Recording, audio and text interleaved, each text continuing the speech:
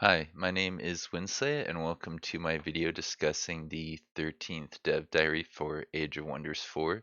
This one is covering diplomacy, and when I saw that topic, I thought, well, they've already shown off a lot of diplomacy. I think the last stream they did 2 weeks ago had a lot of diplomatic interactions, which I showed off in my deep dive video where I took a bunch of screenshots and I looked at those numbers in detail.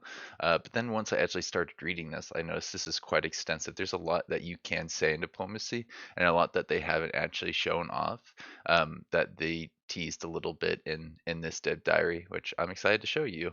One of the first things they mentioned here is how they did a surprise dev diary this morning about, like 2 or 3 hours ago. I haven't watched it yet because that was like starting at, I think, 5 a.m. my time, so a bit early for me. Excited to look at that one. Probably will do a deep dive video on that next week on Tuesday, so keep an eye out for that on the channel. Um, yeah, I guess Jordy and this person who is writing this dev diary, Tom, they were hosting this one, focusing a lot on diplomacy. They took some similar starts to what the other devs were doing, where they took good guy traits and focused a lot on trying to be a friend with the other AI. I mean, if you want, you don't have to. You can use diplomacy to be evil. They talked about how when you meet players, you can like trade with them. You'll see this screen if you click on the diplomacy menu where you have the things that you want to try and set up your diplomacy in the middle, and the things you can offer on the left, the things they can offer on the right. If they want something in exchange for Wizard's Bond, it's going to look like this.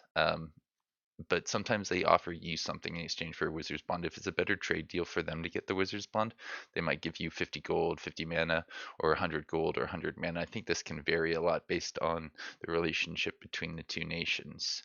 Uh, yeah, you can also haggle with other players. You don't just have to deal with AI. You can in a multiplayer setting create like I'm willing to offer 50 gold. I want 50 gold out of this. We just haven't seen that in action just yet.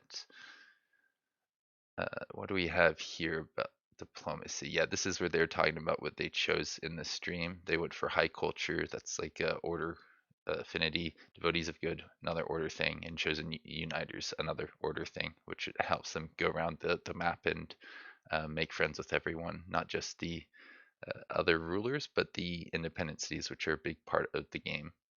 So a lot of things. This is just like a little list of the things that you can trade for. We've talked about the Wizards bonds, but there's other treaties that you can get, like open borders, province claim pacts, teleporter pact, and shared vision. There is something in here about a lot of these being more permanent. Yeah, right here it says these are permanent, but then you can break things like a defense pact, and if somebody gets attacked, and there's other things like that that make it seem like not all of these things are forever. I'm not really sure what they're getting at when they say permanent, but it probably means things like if you get a province claim pact with another player, you can't just say, okay, I got the province that I want. You're no longer allowed to have this province claim pact, or they can't like just cancel it after you've paid a bunch of resources for it. If that's what they're talking about, that sounds perfectly fair and balanced and how it probably should work in general. Um, so when you propose things, this tells the AI generally how you want to interact with them, and also affects your alignment, which are part of the factors that the AI considers. It's a lot less static. That's one of the things that they mentioned later on in the dev diary. I think in Planetfall you could predict what the AI was going to do a little bit too consistently. So this kind of has some more curveballs to throw at you to keep you on your feet. Um, they did mention vassalage between other rulers in this dev diary. You can trade vassalage of, I think, your independent cities, but also other players for other things like locations or resources. Maybe you want some hero equipment, or you want to get more heroes in your crypt. You could maybe trade a location for some heroes, which sounds pretty good if you're going for the Tomb of Souls. Um, planned, because then you can just take dead heroes that are in crypts and start like spamming heroes out. Obviously, you need cities to support that because I think they'll still count towards your hero cap, but still, it's interesting. There's gifts, those are pretty classic, a good way to boost your relationship, but also your alignment with in the game in general. I think we can move on here. Right, if you want an ally, you'll need a Wizard's Bond and a Defensive Pact. That's just generally how these games go. Um, if you aren't careful, you're going to build up grievances, which will make it harder to get those allegiances and easier to go to war. So they may declare war on you if you accidentally start building up grievances against your own guy. Um, What's interesting here is they actually calculate the relationship between your grievances and their grievances. If you have more grievances, if they've offended your nation more, you have a just war, and I think they have an unjust war. So you really want to be careful about not just handing out grievances. In Planetfall, all you had to really worry about was getting enough grievances yourself to fulfill the criteria to get the positive modifiers. I think this is going to make for a more dynamic and interesting set of interactions between rulers. Um, I don't know if there's anything else here that we want to say before moving on. I think we can go down to where it mentions that the rivalry boosts the amount of grievances that the player got by 40%. You can declare rivalry or friendship, which will affect relationship by, I think they said plus 300 or minus 300, depending on if you're building a friendship or a rivalry. So, if that's something that you're going for, you may want to go for that investment, but it's like a big upfront cost and then quite a bit of upkeep. Like I think it was like 10 gold just to maintain your friendship every turn. Um, yeah, if you're aiming for good alignment, you may want to forgive grievances. That's another way to get good alignment, which indicates to the other players that you don't want to go to war with them. Um, so there is a place for that. If, like, say, you're unable to get them to sell you the grievances for gold, it's another interaction. It may actually be better depending on how you're playing and what you're going for. If you're going for good alignment, if there's something in the tree, if you're going like for an order playthrough, then it might be better to forgive a transgression or sell a grievance. Same thing. Another way to gain grievances is from a call to war. If somebody you're an ally with is attacked, they will call you into war, and then you have 3 turns to respond to it. And it's a big deal if you break treaties. A lot of personalities don't like it when you do that if you have treaties. Um, so most of the time you're probably going to honor the call to war, but there will be certain situations where you're like, no, I don't want to actually fight this war. That just seems like it's going to be bad for me. Maybe it's like 2 of your allies that get in a war and you don't want to fight one ally with your other ally. Like that just seems like opening up your nation to another war from another party, an independent party. It's watching you guys lose all your armies. Um, One important change is when you wars and the role of vassals. Both vassal cities and vassalized rulers will not be automatically drawn into wars. Um, that and they can only exit when the overlord resolves it. And um, vassals can't declare or have wars declared on them. If you're going to fight a vassal, you're going to have to fight the overlord as well, which is an interesting way of doing it. Kind of forces the vassals and overlord to be on the same team. Um, and if you vassalize somebody peacefully, that makes sense. If you vassalize them through war, they may want independence, especially if you're talking about another human player or another ruler. So I'm interested to see how that develops over, the development of Age of Wonders 4 here. Pronouncements. Pronouncements are, I think, yes, we talked about this. You can say, hey, I'd like to be a friend or I'd like to be a rival, and that will cost you a good amount of gold to do so. You can get 300 relationships from just one declaration of friendship, or up to plus 400 relationship. And then it looks like minus 300, which can also result in them doing other things that make the relationship status go down. By the way, this number at the top is relationships. This Empire relations minus 290. They're not very happy. There may be some rivalry going on here. I have a feeling that's probably the case, right? how do I close that? You can also fabricate grievances if, say, they're not like creating grievances and you feel like that would help you in a war later. Um, you can also call people to war, higher amount diplomatic state. Um, yeah, you got 3 turns to do that, or else it breaks a diplomatic state, and that's a big deal. We have a couple AI personalities that they mentioned here, quite a few actually. I think they mentioned 19 in total. This image is basically saying Yaka is not willing to consider it a wizard's bond. You need to get minus 100 empire relationship with this specific AI in order for them to consider it. That number can be affected by their personality as well as maybe other things like the state of the map. They also mentioned a pressure factor or threat factor that the AI considers at one point. I don't know if that was earlier or if it's coming up. But basically, if you're doing really well, the AI is more likely to want to attack you. Or in the other case, if you've not done very well and you're in a weaker state, the AI is more likely to work with you and not attack you so that you can, you know, compete with the other players who have been doing well or the other rulers if you're in single player. Um, yeah, this must be it. They feel threatened, yeah, because relative to you, they're weak. Um, they are in need of an ally, which is not a good thing for them. If they had an ally, they feel less threatened. You have some friends. Yeah. There's a lot of factors here that's leading to them feeling threatened, which makes them hate you, which makes them want to attack you. Minus 400 relations is quite a big deal. Like that's kind of like declaring a rivalry, which you have to invest a lot of resources into, whereas the threaten thing just kind of happens based on how well you've played in the game. Um, I saw passive things. Like, did I forget something? No. All right, let's move on.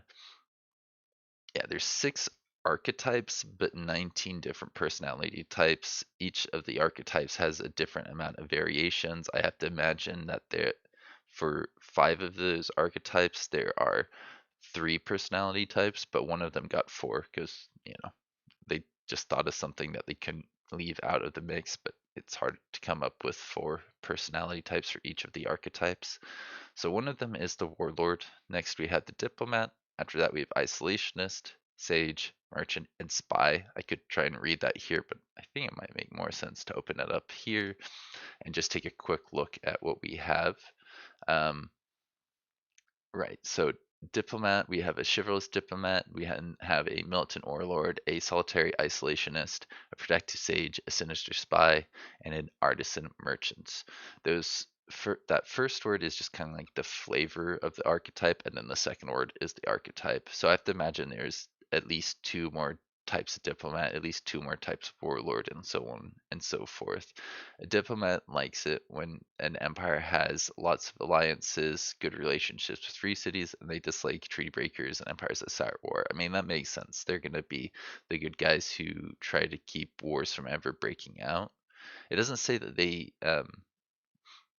dislike wars in general. So if somebody attacks you, that's not the end of the world. If you say insult another player and provoke a war, the diplomats aren't going to get mad at you, but somebody else might. I think insulting other nations could be something that upsets other players. It might be a diplomacy thing for a different variant. I'm not entirely sure. Warlords love war. They like it when you go to war. They like it when you start wars. Like being at war and starting wars are 2 different things. If somebody declares war and you're at war, but you did not start a war, but if you declare a war, then I think this makes a warlord very happy because you'll get both of those criteria for likes. You won't be liked by them if you get a weak military or good relationships with free cities. So in a weird way, warlords won't work as well with diplomats as they could with other personality types because one wants you to have good relationships with free cities and the other one wants you to not have that. Um, Isolationists want you to have one type of race. They want empires without a relationship with free cities, and they don't want anybody starting war. I mean, this kind of makes sense in general. They're not a fan of expansion, which is interesting. They're going to be kind of sitting in their part of the map, building tall, I assume. That's yeah, that doesn't seem. Yeah, it says they dislike large domains, so it may be that they just dislike other people who expanded and they're okay with expanding themselves. It'd be interesting if they kind of kept to their island as well. I'd be okay with that. Sages are people who like summoned units. They like the magic stuff. It's an interesting archetype because it's not like there's an anti-magic archetype. Um, they also like people with vassals. I think that counts for free cities and for other rulers. Um, yeah, they prefer vassalization and magic. Interesting. They don't want large domains. That's part of the whole vassalization thing. They can rule the territory that you're like governing instead of you owning it directly. Next, we have the spy who likes it when you break treaties. They like empires with a weak economy. I wonder why. And then they dislike strong research and people that trade. So if you're trading with them, that's actually going to make them dislike you more. The best way to get them to like you is to actually break treaties with other nations, other people. And that sounds like something you can take advantage of pretty easily if you've got a big enough map. Merchant, they don't like trading for grievances, so don't get grievances against them, or else it's going to be a real problem. I guess you could forgive them. That might be one way to deal with the merchants. They don't like weak militaries. They don't like starting wars. Like it just makes sense. These are your traditional themes when you have these types of war games, right? Um, they've introduced things. Yeah, they talked about the friendship and rivalry. The last thing I think they go over here is the AI messages, which just give you a general indication how the AI wants to interact with you. And it's interesting because it seems like they have made it so that it doesn't just spam messages at you whenever criteria is met, because otherwise that could lead to just an overwhelming amount of pop-ups. I like that they're taking that into consideration, but not just saying, "Hey, we can't afford to have these pop-ups give an indication of what's coming up." I think that's incredibly helpful for newer players and even helpful for veteran players just to have a general idea of what the AI is thinking. I mean, that's assuming that there is AI um, in the veteran games because a lot of the veterans like to do multiplayer. Uh, is that it? I think that might be the end of the dev diary. There's just this little bit here about Hembinger and his message that he decided to give the player here. So you're the one who took that promising promise. So if that doesn't happen again, so they took a claim. You took a claim off of them that really upset them, and that's them saying like, "Hey, there's this system in the game that tells you that I'm not happy, but I wanted to just make it really clear. If you do that again, I might have to like attack you or just not have positive relations with you." It's a nice little indication, and it adds a lot of flavor to the game. Like when the same thing happens every time, it doesn't feel like it's a reaction. It just feels like the computer generating what to say, which is what's happening. But I like feeling like I'm talking to another player. Like I like when the AI imitates people in a way that is more believable. Um, what else can we say here? I think that's pretty much it. I'm looking forward to the Dev Diary next week. Until next time, have a good one.